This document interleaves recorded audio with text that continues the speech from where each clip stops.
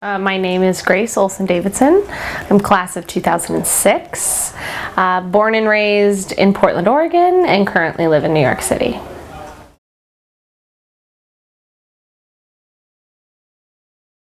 I was born into it. I have a legacy. Both my mother and my stepfather went there, met there, rekindled their love for each other 17 years later, and we're all a little family. And so it was in my blood.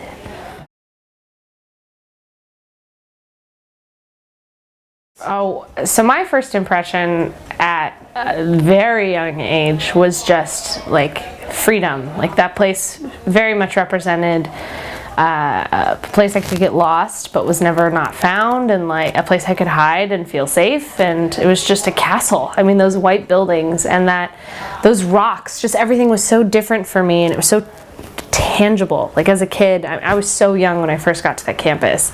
I just remember like feeling everything and just the nature and all of it, just being immersed in it, and it made me feel okay to like talk to myself all day because I was outside and I was like in this beautiful space, and it was freedom. That was my first impression.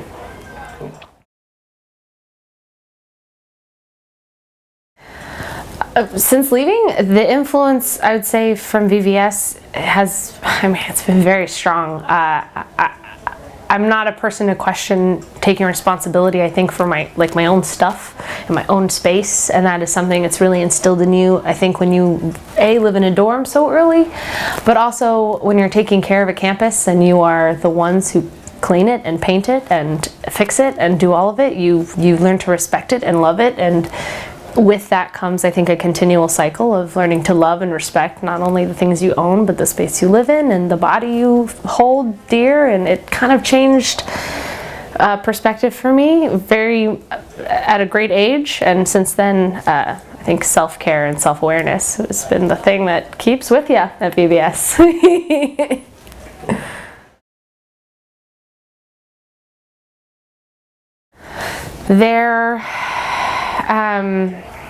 It's been my favorite place ever since. It was my mom's favorite place, I think, too. My favorite place on campus was there's this tree.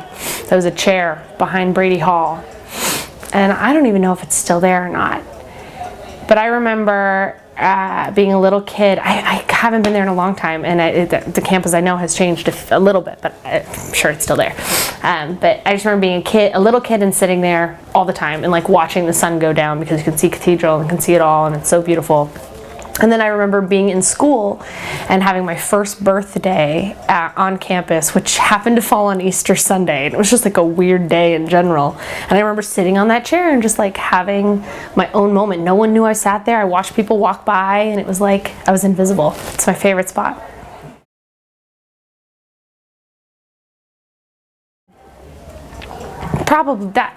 Probably Septimus Bean. He was the theater teacher, and he came in and did IT for a little while, but more of the theater.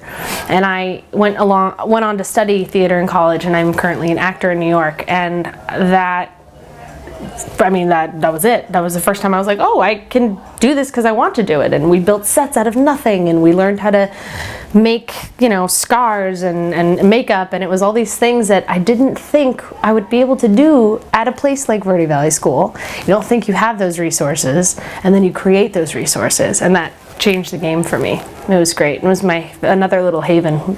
Brady Hall, just in general. I lived there. Yeah.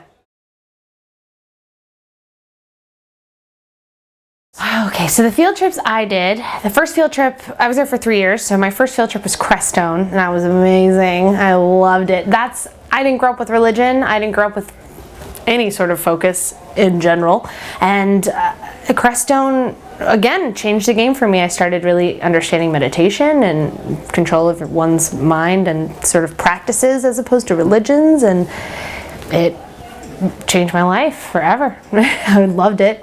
The second field trip I went on was a documentary film with Septimus. We did a documentary film on greyhounds and learned how to do the work and do the editing and run the gear and set up and do the whole thing, and that was great. We were in Phoenix and doing that. And then my last field trip was Baja. Did Baja Sur, and my Chuck Adams, class of 78. He was the chaperone with Kevin Warren. And we all drove down Baja Sur in a big old bus with a bunch of kids, and it was amazing. We saw the blue whales, and we volunteered scrubbing like the turtles, and we were going through these canyons, and it was just beautiful. Camping out on the beach, it was amazing. It was great.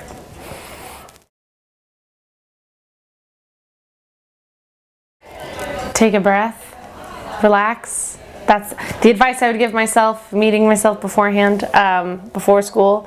Yeah, relax, you're gonna be okay. I was in a bad place before I went to VBS. I was a very unhappy, adolescence was rough, and I was heightened from it. It was always very wound up, and which no one in my life believes now. I would have told myself to just chill, you're gonna be fine, and you're gonna be alone soon, and that's gonna be great. Yeah.